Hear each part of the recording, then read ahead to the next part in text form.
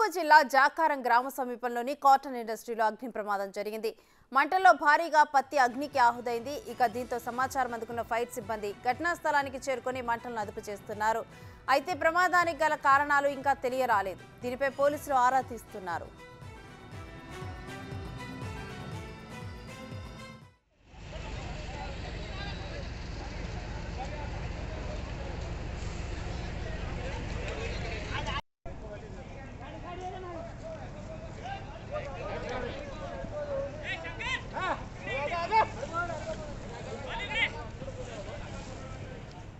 ఇక ఇదే అంశానికి సంబంధించి మరింత సమాచారం మా ప్రతినిధి వేణు అందిస్తారు.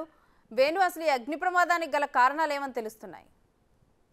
అయితే రాయరాజేశ్వరం మిల్లు ఉన్నటువంటి మంటల్ని ఫైర్ సిబ్బంది అదుపులోకి తెచ్చారు. అయితే అందులోపల బేల్స్ తయారు చేస్తుండగా మిషన్ కి సంబంధించినటువంటి సామాగ్రి రాపిడి వల్లనే మంటలు వచ్చాయంటూ ఆ యొక్క మిల్లు సంబంధించిన నిర్వాహకులు చెప్తున్నారు. కానీ గతం లోపల ఇట్లాంటి ఘటనలు జరిగినాయి.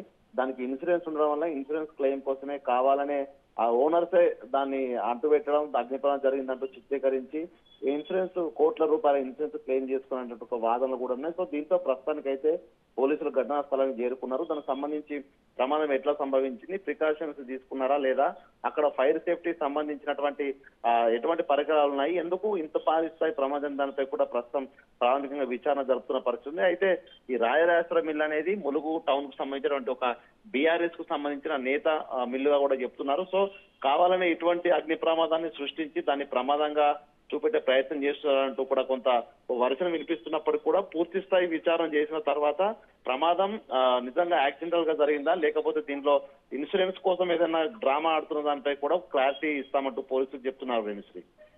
Right, thank you Venu.